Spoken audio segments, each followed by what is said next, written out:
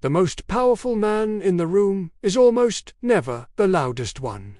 There was a governor in ancient China who came to Confucius with a very specific problem. His people didn't respect him.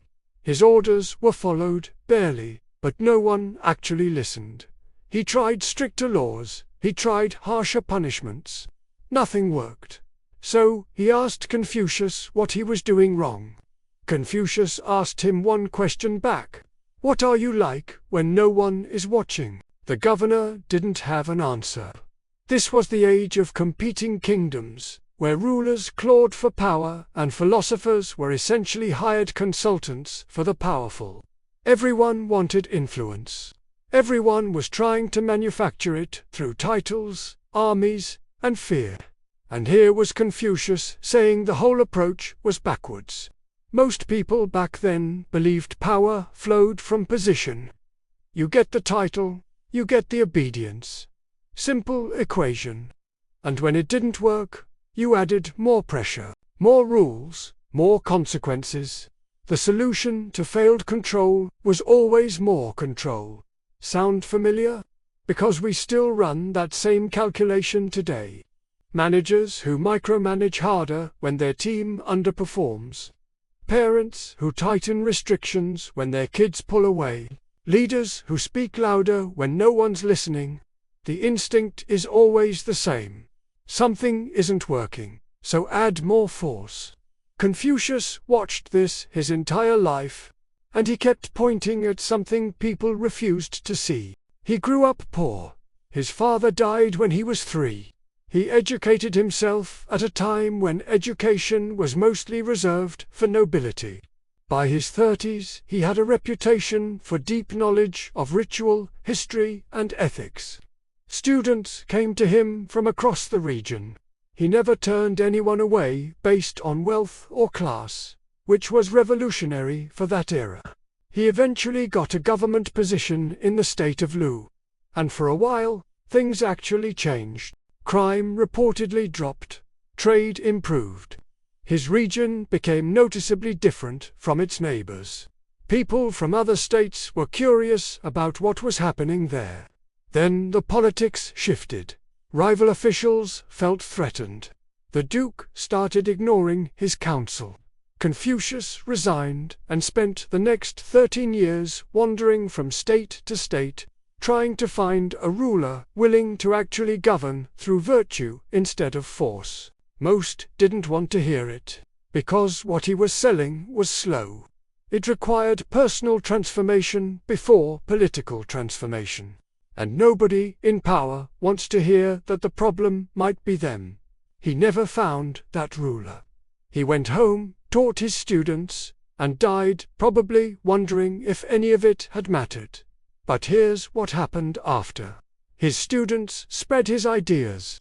His recorded conversations became some of the most studied texts in human history. For over 2,000 years, East Asian societies used his framework to select government officials. Not through birth, not through wealth, but through examinations on ethics and governance. The man who never conquered anything shaped more governance than almost any emperor who did. Think about that for a second. No army, no throne, just integrity practiced consistently over a lifetime. So, what was he actually teaching? At the center of everything was a concept called Ren. It's usually translated as benevolence or humaneness, but that doesn't quite capture it. Ren is the quality of being genuinely good toward others, not as a performance, not as a strategy, but as the natural expression of who you are. He said Ren isn't something you add on top of yourself. It's something you uncover by removing everything false. He believed a person of genuine character didn't need to manipulate situations because their presence changed situations naturally. When a leader truly cared about their people, people felt it. You can't fake that long term, and you can't manufacture it with systems or rules. His students once asked him, if a ruler wants good government, where does he start? He said, start with yourself. They pushed further. But what about the people? What about the laws? He said, If you are correct yourself, what difficulty would there be? If you cannot correct yourself, how can you correct others? That's the core of it. Self-cultivation first, influence second. Not the other way round. Now here's where this gets genuinely uncomfortable for most people. We live in a world obsessed with outputs, results, metrics. We want to know the 5 steps to becoming more influential. We want the communication tactics, the body language tricks, the negotiation frameworks, and those things can all be useful in isolation. But Confucius would look at most of that and say, you repatching over a crack in the foundation. You probably know someone like this. Maybe you've worked with them. The person who says all the right things in meetings, but somehow you never quite trust them. You can't explain it. Their words check out. Their logic is fine. But something feels off.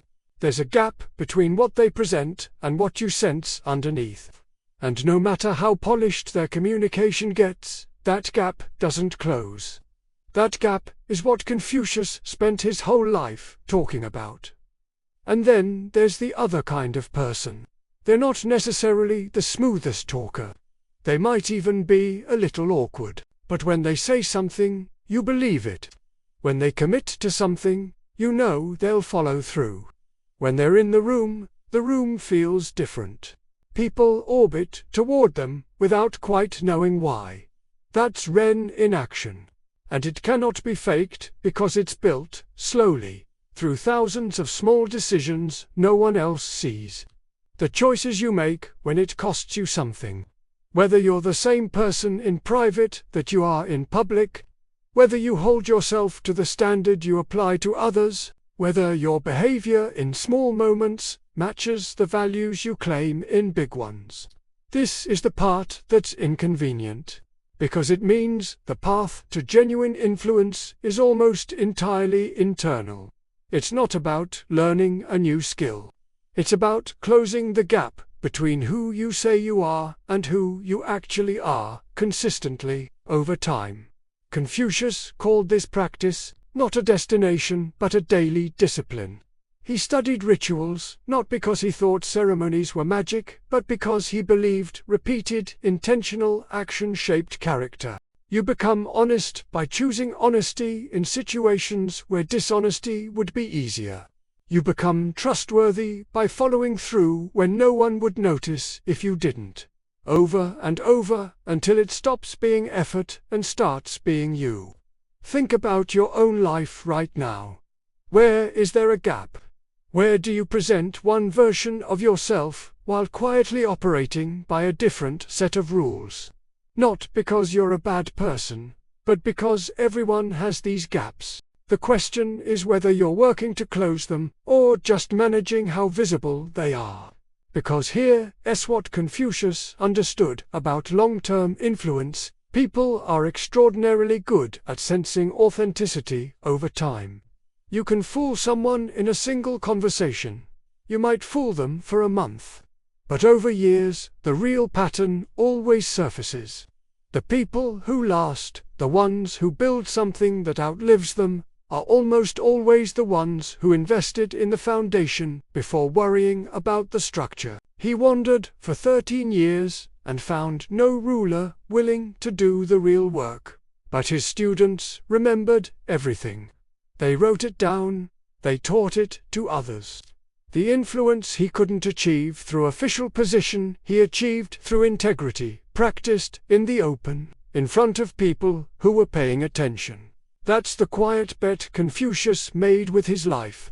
That being genuinely good, not perfect, not above criticism, but genuinely trying, would matter more than any position or strategy he could have acquired. He lost in his lifetime, and then he won for 2,000 years.